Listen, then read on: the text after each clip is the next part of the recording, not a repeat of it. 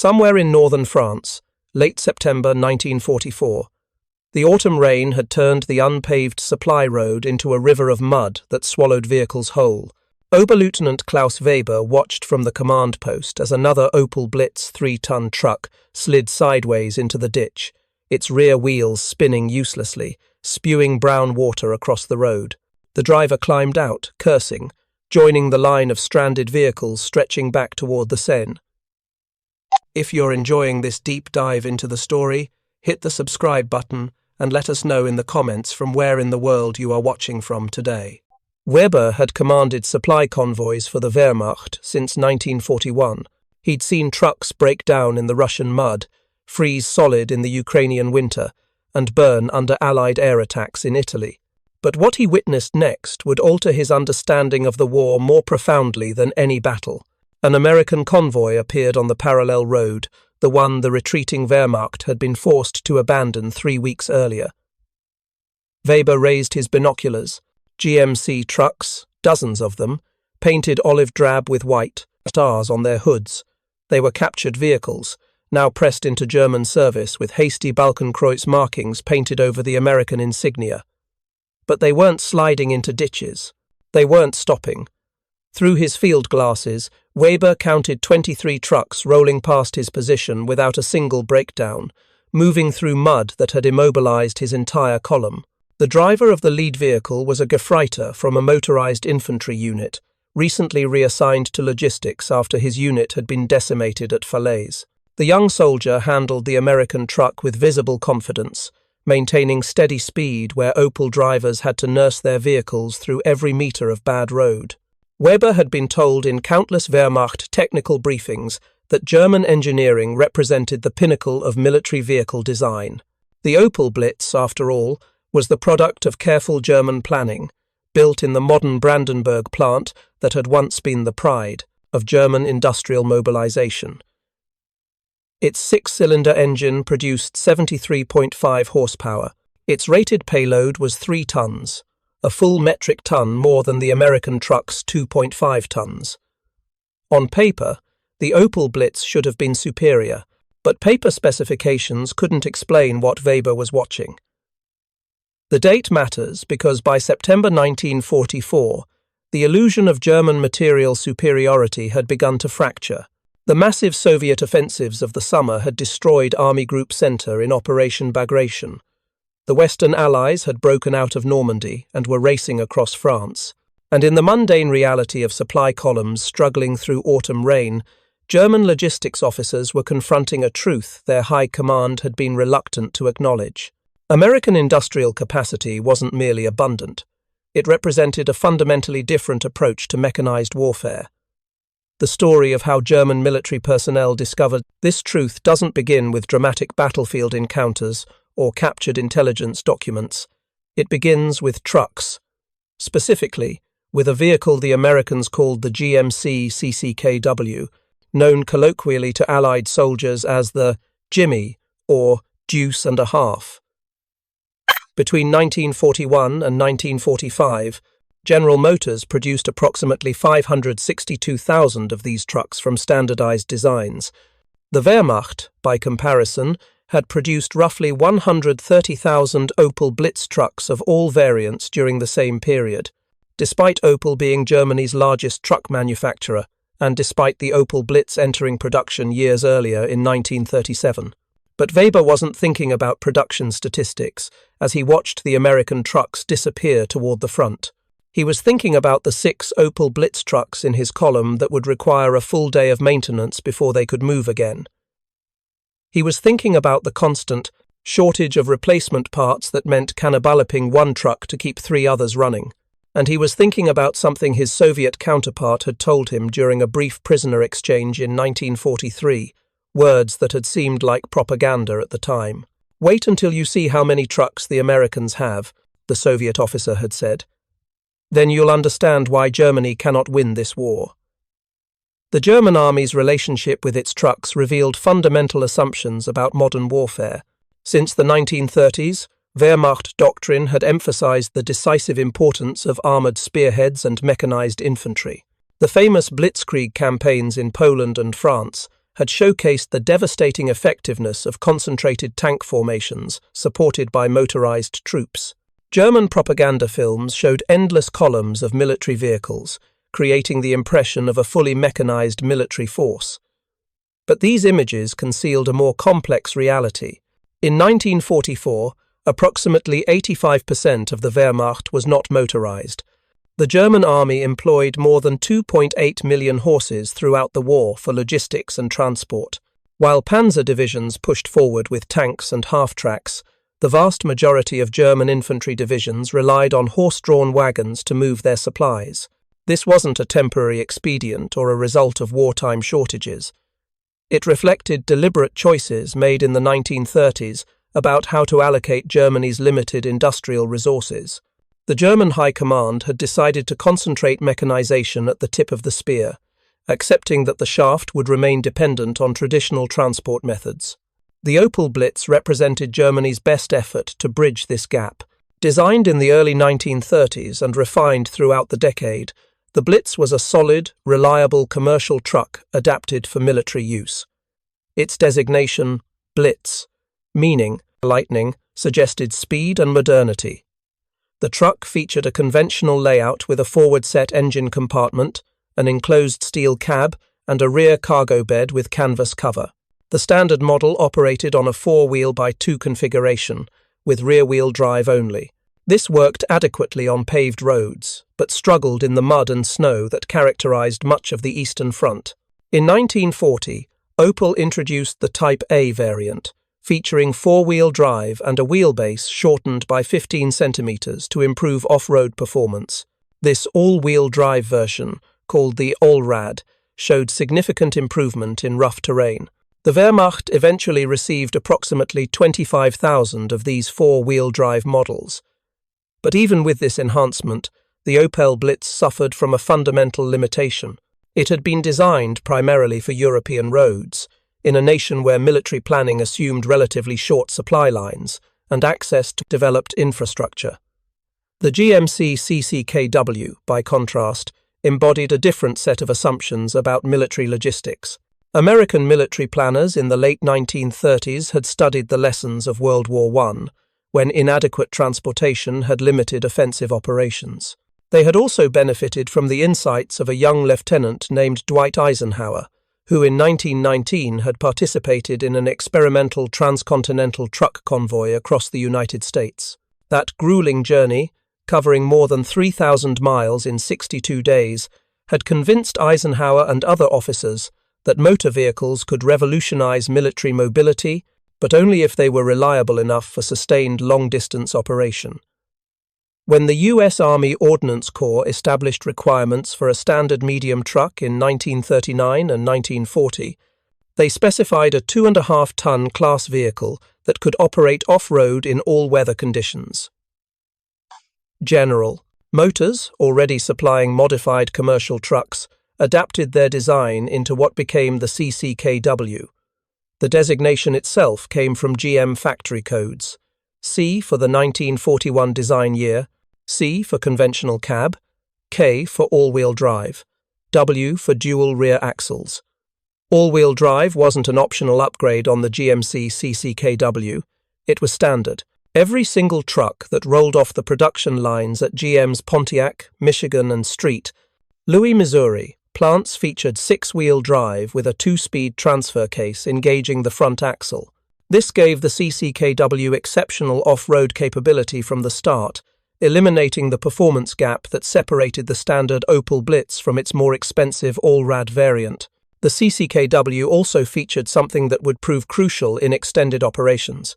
The truck was powered by a GMC 270 cubic-inch inline 6-cylinder engine, producing 91.5 horsepower at 2,750 RPM. This was more powerful than the Opel's engine, though power alone didn't tell the whole story. What mattered was that the GMC engine had been designed for reliability over long distances with minimal maintenance. American automotive engineers in the 1930s had extensive experience building vehicles for civilian customers who expected to drive thousands of miles between service intervals. This civilian experience translated directly into military reliability, But the most significant difference between the two trucks wasn't visible in their specifications. It was in the industrial systems that supported them. The GMC CCKW was one product of an American military-industrial complex that would produce approximately 2.4 million trucks of all types between 1939 and December 1945. In the 2.5-ton class alone, American manufacturers delivered more than 812,000 vehicles.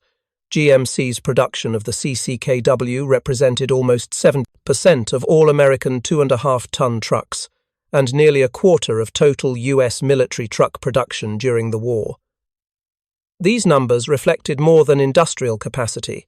They represented a fundamentally different philosophy about the role of logistics in modern warfare. American military doctrine accepted that mechanized armies required massive, continuous supply flows. A single American armored division in offensive operations consumed approximately 700 to 750 tons of supplies per day. Multiply that by dozens of divisions, and the scale of the logistical challenge became clear. The American solution was to build enough trucks to create what would become known as the Red Ball Express and similar supply operations, dedicated convoy systems that could maintain continuous flows of materiel over hundreds of miles. German logistics doctrine had evolved differently. Wehrmacht planners assumed that most supplies would move by rail until they reached forward depots relatively close to the front lines. Trucks were necessary primarily for the final delivery from railheads to combat units. This worked effectively during the Blitzkrieg campaigns in Poland and France, where the German army advanced along well-developed rail networks and could quickly restore damaged lines. But it failed catastrophically in the Soviet Union, where vast distances, different rail gauges, and Soviet scorched earth policies made rail transport unreliable. German logistics officers learned through bitter experience that their truck fleet was inadequate for the distances involved. Oberleutnant Weber knew these limitations intimately. He'd spent the winter of 1942 to 1943 trying to supply German forces besieged at Stalingrad, watching trucks break down faster than they could be repaired, their engines freezing in the Russian cold. He'd seen entire supply columns destroyed by partisan attacks because the Wehrmacht lacked enough trucks to establish secure, high-volume supply routes. And he'd watched with professional frustration as Soviet forces, supplied increasingly with American Lend-Lease trucks, demonstrated a level of motorized mobility that the Wehrmacht could no longer match.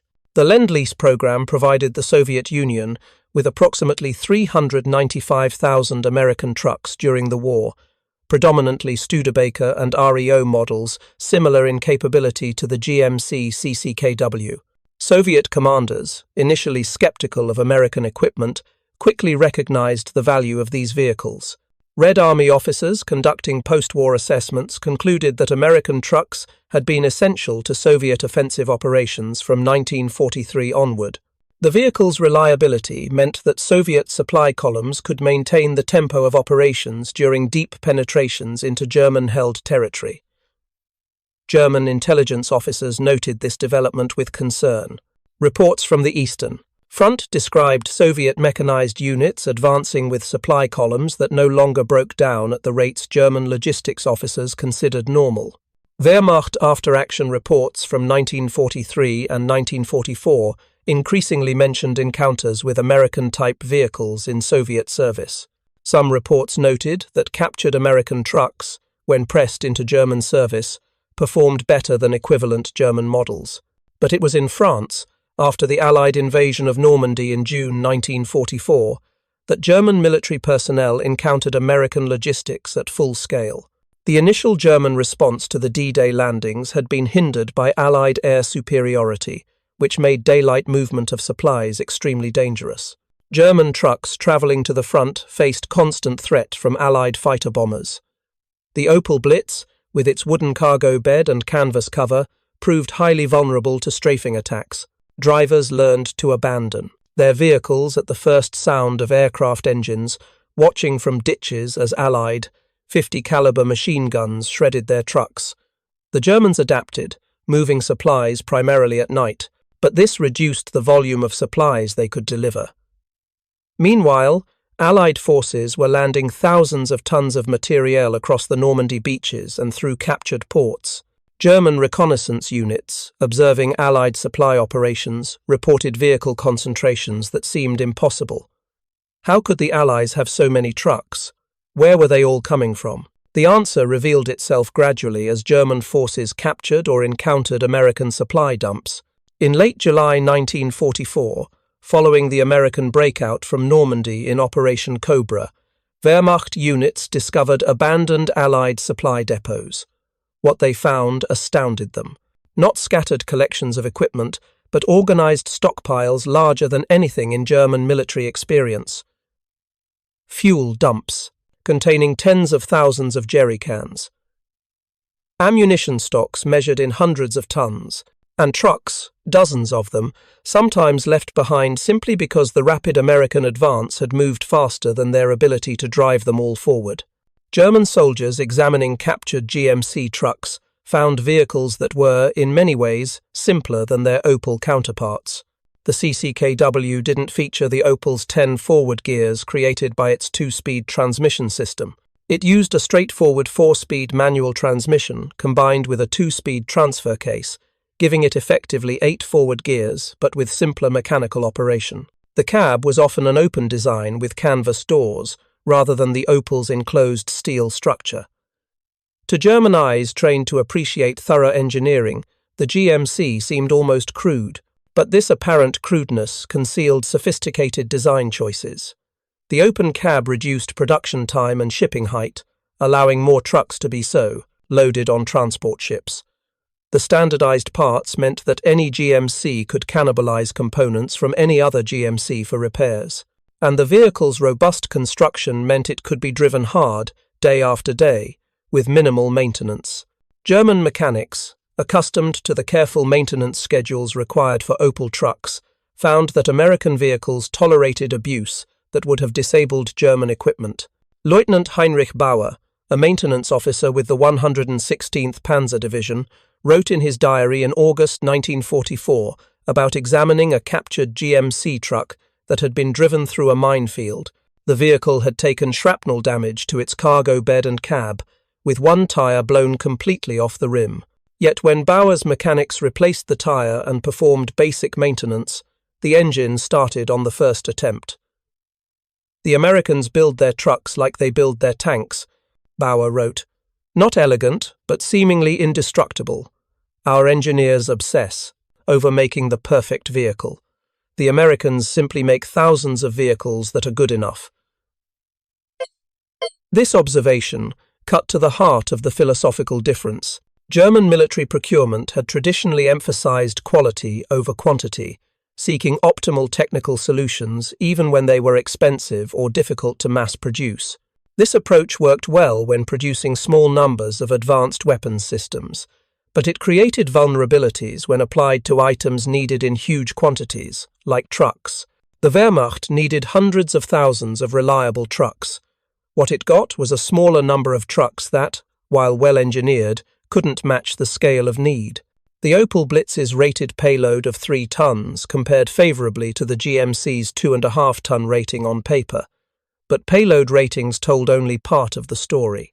The CCKW's 6x6 all-wheel drive configuration meant it could actually deliver its rated payload across terrible terrain, where the CCKW's devil's terrible terrain where standard rear-wheel drive Opel Blitz simply couldn't go.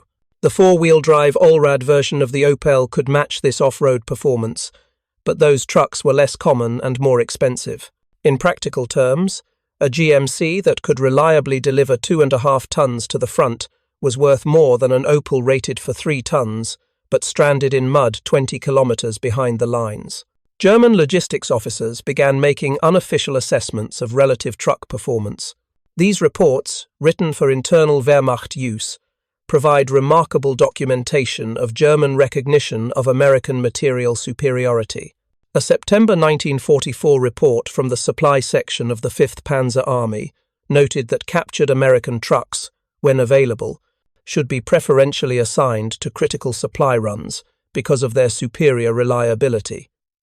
The report specifically mentioned that GMC trucks had demonstrated better off-road performance and required less maintenance than equivalent German vehicles. Another report, from October 1944, analysed vehicle serviceability rates across various German supply units. It found that German truck units typically maintained approximately 60 to 70% of their vehicles in operational status at any given time, with the remainder deadlined for repairs or awaiting parts. By contrast, units that had been equipped with captured American trucks reported serviceability rates above 85%.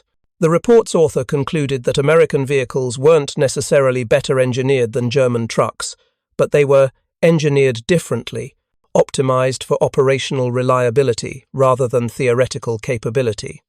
If you find this story engaging, please take a moment to subscribe and enable notifications.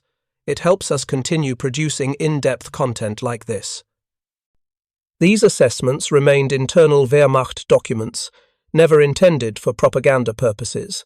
They represented the honest professional judgments of logistics officers, struggling to maintain supply lines in impossible circumstances, and their conclusions were damning. By late 1944, German supply officers understood that they were trying to support military operations with a logistics system that had been inadequate from the start and was now collapsing under the combined pressures of Allied bombing, fuel shortages, and equipment attrition. The comparison extended beyond individual vehicle capability to the entire supply chain supporting those vehicles. American trucks rarely broke down because American factories produced vast quantities of spare parts and shipped them to forward supply depots. When an American truck did break down, repair was usually a matter of hours, not days, because the parts were available. German trucks broke down at higher rates and stayed broken longer because replacement parts were increasingly scarce. German factories, battered by Allied bombing and starved for raw materials, couldn't maintain production of spare parts at the rate field units consumed them. This created a vicious cycle. As more German trucks were cannibalized for parts to keep others running, the size of the operational fleet shrank. As the operational fleet shrank, remaining trucks had to be driven harder, accelerating their breakdown rate. By the winter of 1944 to 1945, some Wehrmacht units reported that half their trucks were inoperable. Supply officers resorted to increasingly desperate measures, including using civilian trucks pressed into military service, vehicles pulled from factories before completion, and even horse-drawn wagons to supplement their inadequate motor transport. Meanwhile, the American supply system was achieving feats that seemed impossible to German observers. The Red Ball Express, the famous truck convoy system that supplied Allied forces racing across France in late summer and fall 1944, operated nearly 6,000 vehicles at its peak. These trucks delivered approximately 12,500 tons of supplies per day for 83 days, from late August through mid-November 1944. The total supply movement exceeded 412,000 tons of fuel, ammunition, and equipment delivered to 28 different divisions. German intelligence officers, attempting to analyze Allied logistics capabilities, struggled to reconcile these numbers with their understanding of what was possible. A November 1944 OKW intelligence assessment noted that Allied supply operations in France appeared to be moving more tonnage per day than the entire Wehrmacht moved to all fronts combined. The assessment concluded that American industrial production must have exceeded German estimates by a factor of at least 3 to 1, possibly more. This represented a fundamental intelligence failure.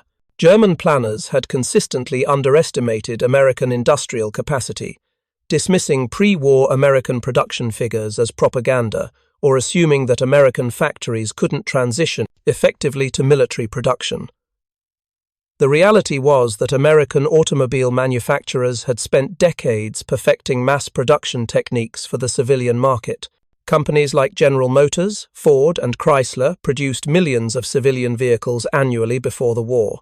Converting these production lines to military vehicles was straightforward because the basic processes remained the same. American factories simply applied proven manufacturing methods to military designs, achieving production volumes that German industry, with its more artisanal approach to manufacturing, couldn't match. The GMC CCKW exemplified this approach. The truck used many components derived from GM's civilian vehicle lines. The manufacturing process emphasized standardization and interchangeability. Different GM plants could produce identical trucks because all worked from the same specifications and used the same tooling. This allowed production to scale rapidly. In 1941, the first year of CCKW production, GM delivered approximately 23,000 units. By 1943, annual production exceeded 150,000 units. This represented a production ramp-up that German industry, even under Albert Speer's rationalization efforts, never achieved for any comparable vehicle. The psychological impact of these disparities on German military personnel was profound. Soldiers who had been told throughout the war that German engineering superiority would ultimately prevail found themselves facing an enemy whose supposed technical inferiority was irrelevant because of overwhelming material abundance.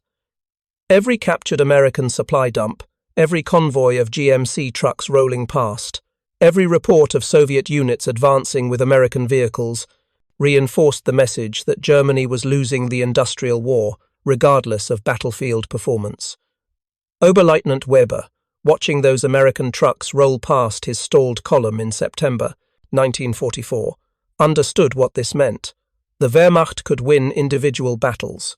German soldiers could demonstrate superior tactical skill, but none of that mattered if the German army couldn't move supplies to its combat units while Allied forces had trucks to spare.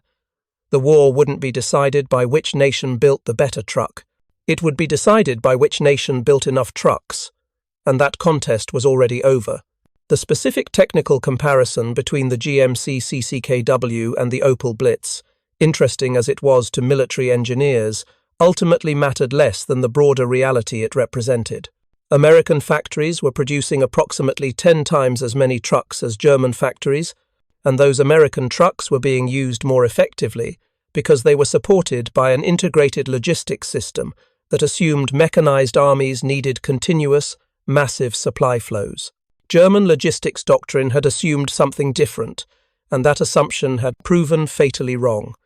By late 1944, some German officers were beginning to articulate what many had privately understood for some time. The Wehrmacht's greatest vulnerability wasn't its tactics or its training or even its increasingly desperate manpower situation. It was logistics. Modern mechanized warfare required industrial resources at a scale Germany simply didn't possess. The nation that had pioneered Blitzkrieg, demonstrating how concentrated mechanized forces could shatter conventional armies, had never built the logistical infrastructure needed to support those forces across extended distances against industrialized opponents. The Americans had. They'd built hundreds of thousands of trucks, trained tens of thousands of drivers, established supply depots across multiple continents, developed doctrine for large-scale logistics operations, and integrated all of these elements into a system that could sustain dozens of divisions in offensive operations, thousands of miles from American shores. This wasn't improvisation or luck. It was the result of systematic planning based on a clear-eyed assessment of what modern warfare required. German soldiers encountering this system didn't need detailed briefings to understand its implications. They could see it in every American supply dump, measure it in every convoy of trucks passing their positions, and feel it in every attack supported by artillery firing ammunition that never seemed to run short. The material disparity was obvious, undeniable, and decisive. Weber eventually got his column moving again, though it took until nightfall and cost him 2 trucks that had to be abandoned as total losses. He would spend the next 6 months of the war trying to maintain supply lines as they contracted toward the Rhine and then across it into Germany itself. He would continue to work with the vehicles available to him, both German and captured Allied trucks, trying to make inadequate resources stretch far enough to keep his units supplied, and he would carry with him the memory of that September afternoon, watching American trucks roll effortlessly through mud that had stopped his entire German column, understanding with perfect clarity that the war was lost, not on the battlefield, but in the vast industrial heartland of America, where factories were producing victory, measured not in brilliant tactical innovations, but in simple, reliable trucks delivered in overwhelming numbers. The numbers told a story that German military planners had refused to believe until confronted with undeniable evidence. In 1944, American factories produced approximately 96,000 tanks and self-propelled guns. German factories, working under constant Allied bombing and with increasingly scarce raw materials, produced approximately 19,000. American aircraft production reached 96,000 planes that year. Germany managed 39,000. But the precedation, most telling disparity appeared in the unglamorous category of logistics vehicles. The United States produced more than 600,000 trucks in 1944 alone. Germany's total truck production for the entire war, from 1939 through 1945, was approximately 345,000 vehicles. These weren't propaganda figures inflated for morale purposes. They were the cold arithmetic of industrial capacity, documented in production records, shipping manifests, and unit equipment tables. American factories operated 3 shifts per day, 7 days per week, staffed by workers who had grown up in an industrialized society where automotive manufacturing was already a mature industry. The Ford Motor Company's River Rouge plant in Michigan could assemble 1 complete motor vehicle every 69 seconds during peak production. This represented manufacturing efficiency at a scale that German industry, despite its reputation for precision engineering, had never achieved. The psychological impact of these disparities extended far beyond logistics officers like Weber. Frontline German soldiers saw it every time they encountered American positions. American infantry companies carried radios as standard equipment, ensuring reliable communication between units. German infantry companies often relied on runners or telephone wire. American artillery units fired preparatory barrages that lasted hours, expending ammunition at rates German gunners found incomprehensible. German artillery, rationing increasingly scarce shells, fired precise missions calculated to maximize effect while minimizing expenditure. If you find this story engaging, please take a moment to subscribe and enable notifications. It helps us continue producing in-depth content like this. A Gefreiter named Otto Carius, serving with a panzer unit in France during the autumn of 1944, described in his memoirs the moment when American material superiority became undeniable. His unit had ambushed an American supply convoy, destroying several trucks and forcing the remainder to withdraw. Carius and his comrades approached the burning vehicles, expecting to find a significant loss for the Americans. Instead, they found that the destroyed trucks were only a tiny fraction of a convoy that stretched back for kilometers. "We killed perhaps 5 trucks," Carius wrote. "There were hundreds more. We realized then that destroying American equipment meant nothing. They simply had too much of it. This abundance manifested in ways both large and small. German soldiers who surrendered to American forces reported being astonished by the food rations Allied troops carried. American soldiers complained about their C rations and K rations, but to German troops subsisting on increasingly meager Wehrmacht rations, American field rations seemed luxurious.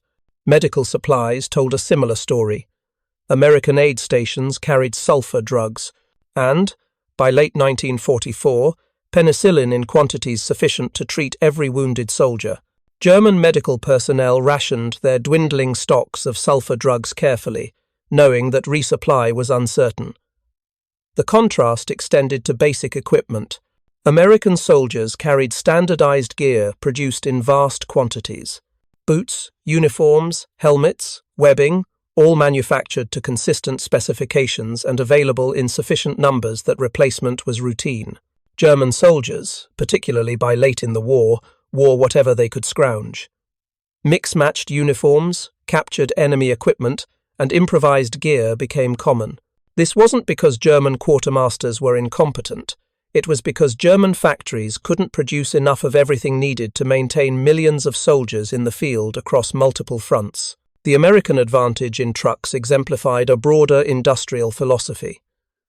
American military planners had accepted that modern mechanized warfare consumed equipment at extraordinary rates. Rather than trying to build perfect vehicles that would last indefinitely, They built good enough vehicles in numbers sufficient to absorb losses. When American trucks broke down or were destroyed, replacement vehicles were already in the supply pipeline. German logistics operated differently, assuming that vehicles represented significant investments that needed careful maintenance and long service lives. This worked when losses remained low. It collapsed when the tempo of operations and the scale of losses exceeded German industrial capacity to replace equipment.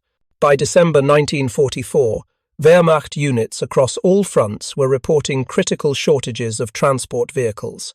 The Ardennes offensive, Germany's last major attack in the West, was planned with the knowledge that German forces lacked sufficient trucks to sustain a deep penetration. The operations planners literally calculated that German units would need to capture American fuel supplies to continue their advance, acknowledging that German logistics couldn't support the offensive with organic resources. When the offensive failed to capture those supplies in the first critical days, the entire operation was doomed, regardless of tactical success. American forces defending against the Ardennes offensive demonstrated what adequate logistics enabled. Despite being surprised and initially outnumbered, American units could call for reinforcements that arrived within days. The famous relief of Bastogne required moving an entire armored division more than 100 miles in terrible winter weather.